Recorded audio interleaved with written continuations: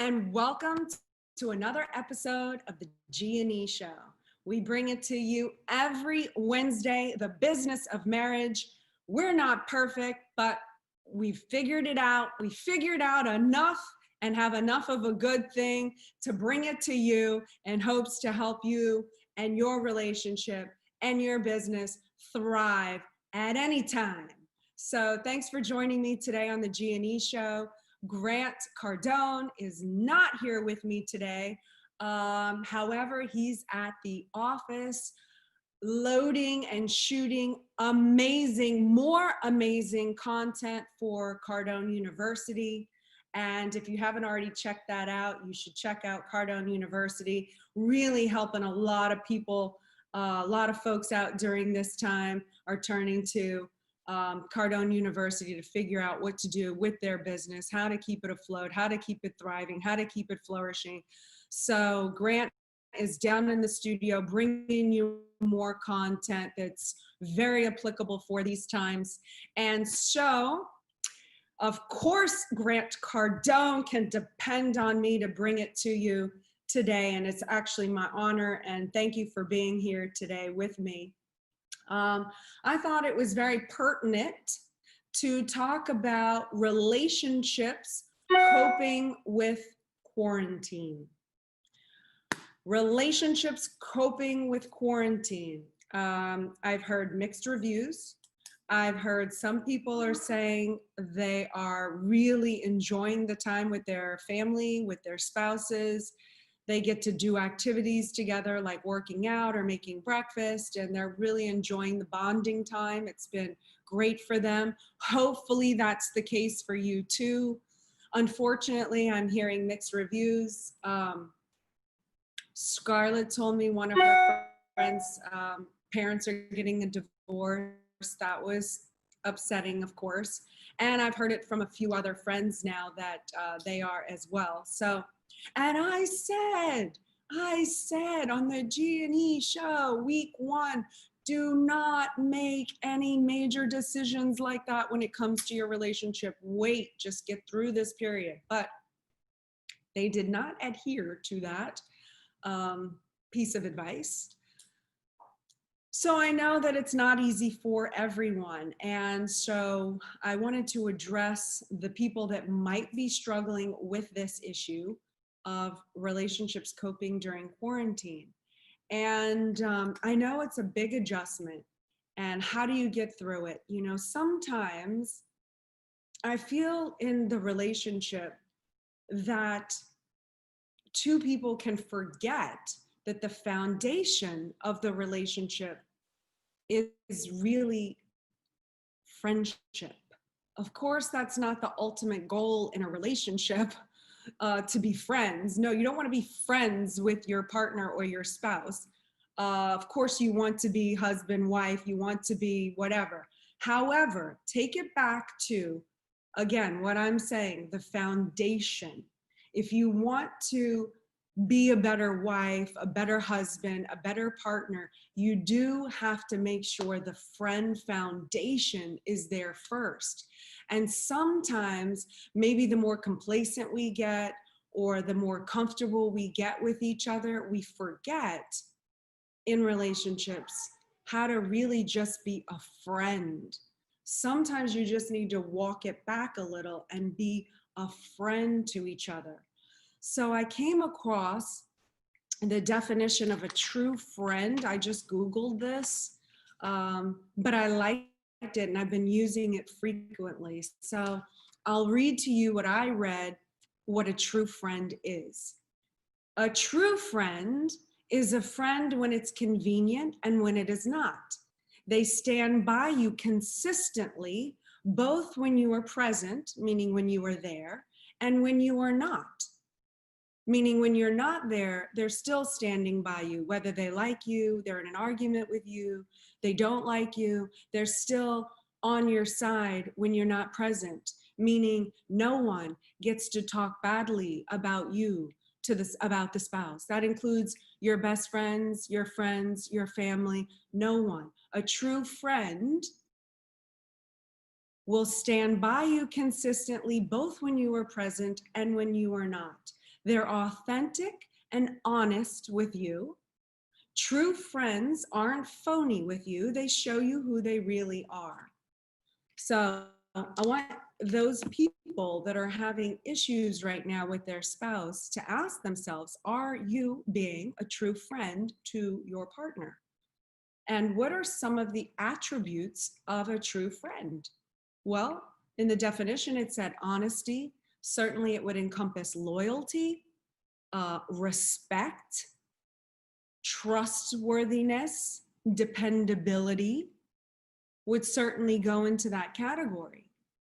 So if you want your partner to be a true friend to you, are you being a true friend to your partner? And how can you start looking at ways of becoming a true friend and actually changing the way that you are currently operating? Which my guess is, and I might only know this because I've been married for 15 years, is that you might be doing another little song and dance game where you're making each other wrong, pointing out all of the flaws, being irritated with each other. That could be the case. If that's the case, and you really care and respect your partner, I want to ask you during this time of boredom, who doesn't get in trouble during times of boredom? The game no longer becomes fighting the world and all the competition and the enemies of the world. It becomes about a new game. Attack your partner, because that's fun, because I'd rather do that than be bored. But let's find another way to occupy your time so you're not bored, so you're not attacking your spouse, especially right now. I also looked up and defined what Google, my source of information apparently these days, said about a real friend. And a real friend, some of the attributes are they don't judge. They don't judge you. So think about this. Are you better friends with the friends in your life than you are friends with the number one person in your life? Are you being a little too judgmental with the friends in your life right now? With your partner, are you being a little too judgmental? How do you take responsibility for that? How do you stop it now? How do you make firm the wins and ignore the losses at a time like this in your partner? How do you do that? Are you a big enough person to do that? Can you make a decision to be a big enough person to do that? Listen to that one more time. Make firm the wins and ignore the losses. I do this with my kids all the time. Let me tell you what I do with my kids so you get a better example of what I'm trying to tell you here. Sometimes my kids are fighting, okay? And they're really trying to attack and destroy each other. It's not optimum behavior. I would have two choices at that moment. I could say, you guys are always fighting. You're no good. When are you ever gonna, be these obedient children that so-and-so has? That would be extremely damaging to do. Would you agree? That would not be ignoring the losses. How could you make firm the wins even in a time like that? Well, and I'm not always perfect at this, but I tell you, this works for me 95% of the time. The kids will be attacking each other. And because I know this one datum, make firm the wins and ignore the losses, they'll be fighting each other. And I will interrupt. They don't have to stop fighting, but I interject and I say, excuse me, ladies, do you want to know the one thing that I admire the most out of you both? It's that you are so intelligent. You're so amazing as kids. And you know, I understand that kids are going to fight, and have at it if that's what you want to do. I know me and my sister did. But let me tell you one thing. You know, Sabrina, when you sang that song, you wrote a song about your sister and you sang it to her. Remember that time you did that in California? You made me cry. I had a lump in my throat.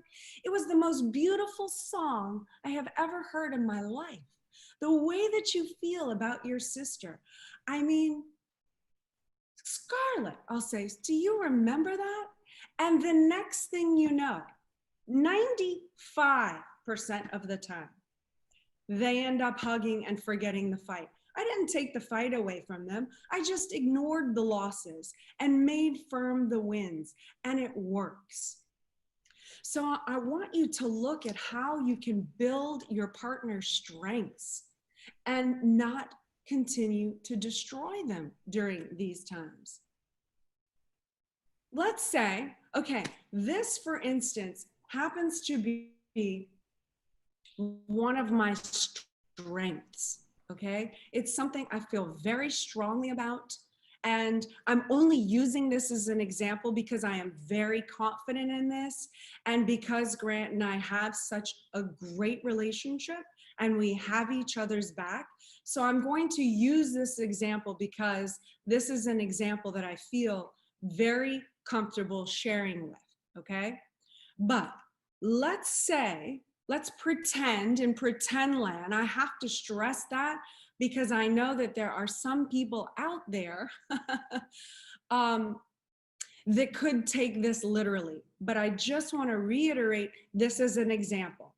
I have always been very honest and transparent with you guys. And so, again, if this were the case, I would tell you. However, again, this is not the case. But if it were, let's say my strength is that I am a very, very good mother. Am I perfect? By all means, no. Have I made mistakes? By all means, yes. But I know that I'm a good mother because I know what my intentions are. And I know that I would do anything to love and protect my children. And not only my children, but any children for that matter, honestly. But let's say you are playing this game of boredom with your spouse and you start trying to attack their strengths. So let's say one spouse says, well, you're not a good parent. Or they say something like, well, you're a good parent when you want to be a parent. You're a good parent when you want to be a parent. Like, do you understand that the things that you say cause damage? Like a statement like that could cause damage, especially if it were to come to a person who really has as their stable datum, as the thing that they operate with, that they are a good parent. So even if the other parent thought that, how can you make firm the wins and ignore the losses with that one little statement? How could you do, rather than say, you're a good parent when you want to be, or you're not a good parent, period. I don't know what people are telling each other, but this was the example I came up with that I'm like, okay, that would be enough, is enough for me.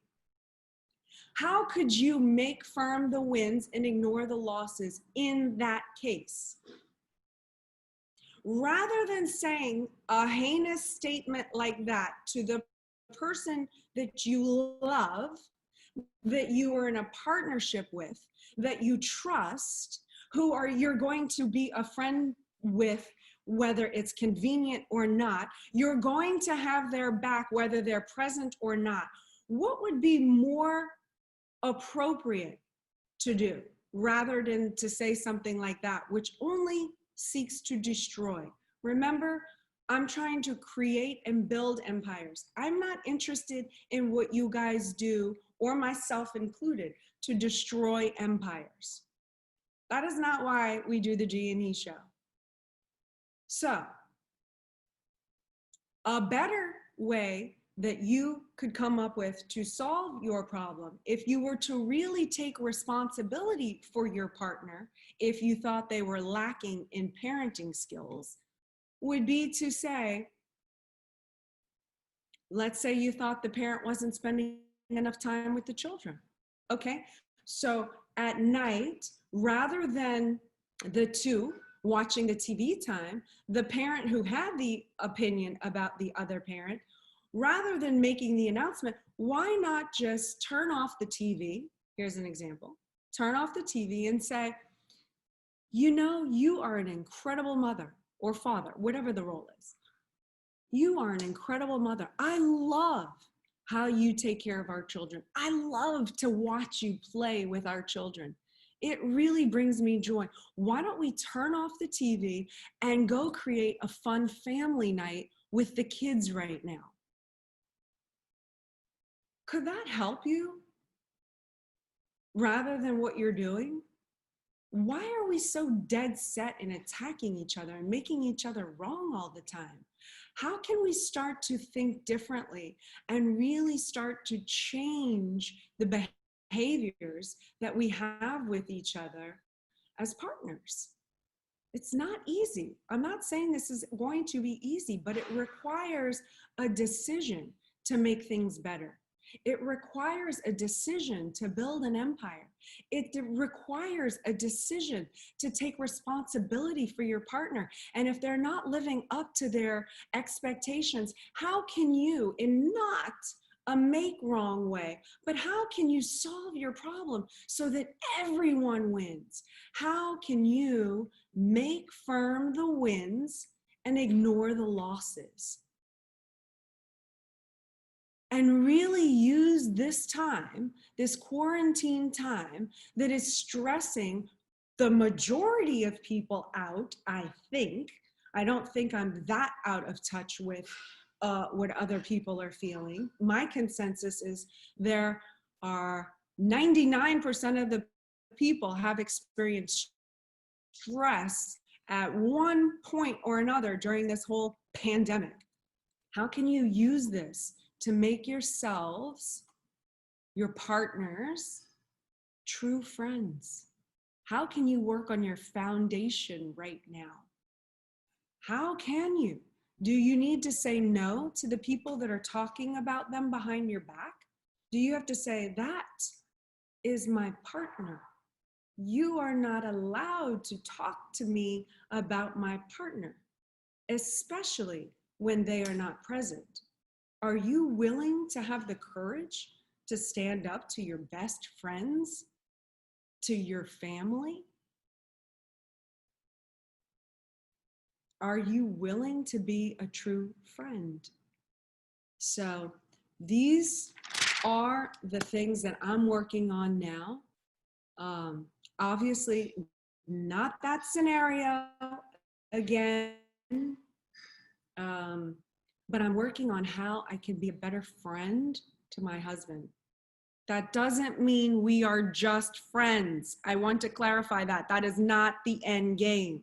Okay, I don't want to be friends with my husband. I want my husband to be my husband, the only man that I am with on an intimate level. However, it's okay to backtrack things and really take this time to strengthen the foundation, because there's a lot coming at us right now. We're under an invisible war. That's what they're calling it. There are attacks. We as a couple need to fortify even stronger during this time if we want to make it out of this stronger, bigger, badder, and more unstoppable on the other side. So no matter where you're at in your relationship, you can always find ways to become a better friend and a true friend, and not rest on your laurels or, oh, we're so in love, we're in the in love phase. Even you How can you find ways to implement strategies today that will set your foundation up for the future and to be able to sustain and withstand the hits that will come to you inevitably through this thing we call life, which is not always an easy or fun time. But will you be a friend? Will you have each other's back? It's one thing to say it, it's another thing to live it. So thank you all for being here on the G&E Show today. I'll mention a couple of things here. We have my 10X Ladies Call. That's tonight at 6 p.m. Eastern Standard Time. All my 10X ladies out there that want to register for this, it is a free Zoom call. I've organized this group to be surrounded by other like-minded women around the world who are determined to live up to their full potential, take responsibility for the power that they possess as women, and to make a difference not only for themselves, but for their families and their communities. And we have this Zoom call every Wednesday to navigate through these times together and figure it out. So if you want to join that, it's 10xladies.com/network. Also, I'm hosting, tonight will be the introductory call for the mastermind group. I'm having a very elite, my elite empire builders only, a 5-week private coaching call. The introductory call again takes place tonight. If you want to register and sign up for that, I have a 5-week coaching with a private Facebook group. And then we are going to meet here at the Cardone Capital Headquarters June 6th and June 7th, if we are allowed to do that, if we don't have to push it back a week or two, June 6th or June 7th. If you want to sign up for that, go to ElenaCardone.com/mastermind. I have drastically reduced the prices on that so that money won't hinder your decision in that, but that you could really use this time and energy to build your empires during these times. So again, Grant is at the office shooting amazing content for Cardone University. It's being added to the platform. If you're not already on Cardone University, I strongly recommend it. It's what got us through the last recession. It's going to be what gets us through whatever they're calling this, recession, depression, I'm not sure, pandemic. It will be the thing that gets us through this time. So if you haven't already checked out Cardone University, please do yourself a favor and do that. So thank you so much for being on, watching the G&E Show, and we'll see you next time.